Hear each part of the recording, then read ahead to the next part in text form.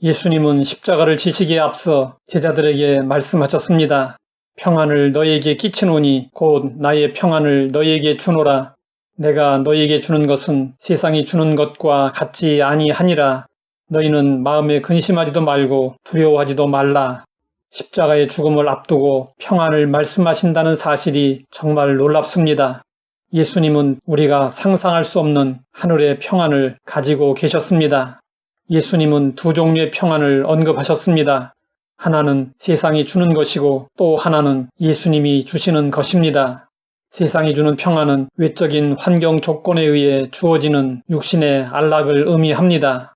반면에 예수님이 주시는 평안은 외적인 환경 조건을 초월해서 주어지는 영혼의 만족을 의미합니다. 아무리 좋은 침대에 누워도 마음이 불안하면 잠이 오지 않습니다. 그러나 마음이 평안하면 딱딱한 마룻바닥에 누워도 단잠을 잘 수 있습니다. 사람들은 누구나 평안을 원합니다.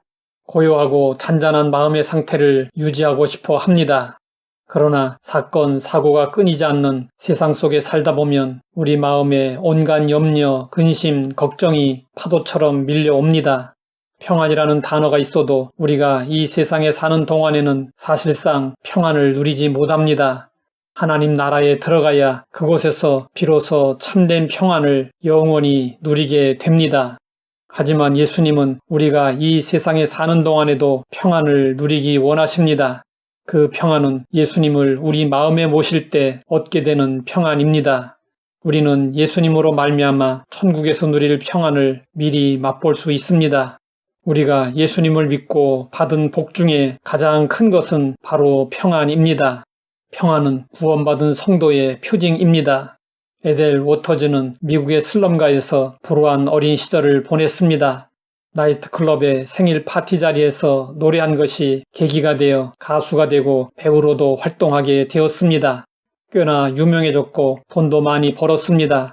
하지만 인기가 시들해지면서 다시 어려운 생활을 하게 되었습니다. 그러던 중 빌리 그레이엄 집회에 참석했다가 극적으로 회심했습니다. 그러자 그녀의 영혼을 짓누르고 있던 모든 어둠과 풍파가 사라지고 예수님의 평안으로 충만하게 되었습니다. 그녀는 빌리 그레이엄의 집회를 따라다니며 복음송을 부르게 되었고 진정한 전성기를 맞게 되었습니다. 그녀가 예수님을 만나기 전에 불렀던 히트곡 중 하나가 폭풍의 날씨였습니다.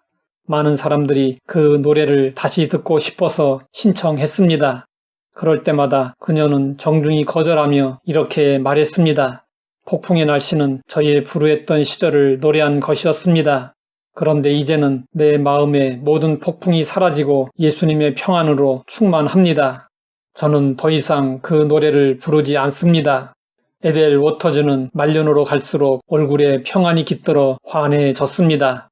우리 삶에도 수시로 폭풍이 몰아치지만 예수님을 마음 중심에 모시고 살면 인생의 모든 폭풍을 물리칠 수 있습니다. 많은 성도들이 오해하는 것이 있습니다. 그것은 우리가 세상에서 크게 성공해야 하나님께 영광을 돌리고 예수님을 전할 수 있다고 생각하는 것입니다. 물론 성도들이 크게 성공하면 하나님께 영광이 되고 전도의 기회도 얻을 수 있습니다.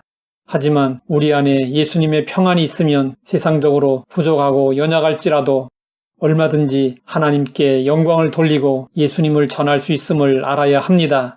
일본은 복음을 전하기 어려운 나라 중 한 곳으로 꼽힙니다. 그런데 일본에서 많은 사람들에게 전도한 사람이 있었습니다. 그는 뇌성마비 장애인 시인인 미즈노 겐조였습니다. 일본의 작은 농촌 마을에서 태어난 그는 11살에 뇌성마비로 말도 할 수 없었고 눈만 깜빡일 수 있었습니다. 그런 그에게 전도 활동을 하던 미야노 목사님이 성경책 한 권을 그의 눈앞에 두고 갔습니다. 미즈노 겐조는 성경을 읽으며 살아야 하는 이유를 발견했고 예수님을 영접했습니다. 그리고 성령 충만을 경험하게 되었고 그의 마음에는 예수님의 평안으로 가득해졌습니다.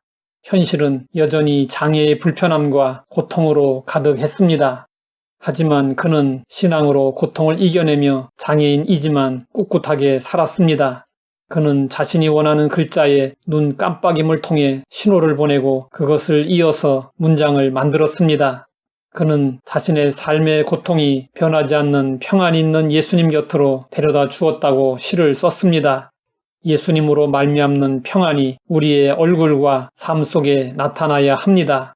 그럴 때 우리는 자연스럽게 주변 사람들에게 예수님을 전할 수 있게 됩니다. 하나님 아버지, 우리에게 참된 평안, 예수님의 평안을 주시니 감사합니다. 예수님의 평안을 온전히 누리게 하시고 예수님을 전하게 하옵소서.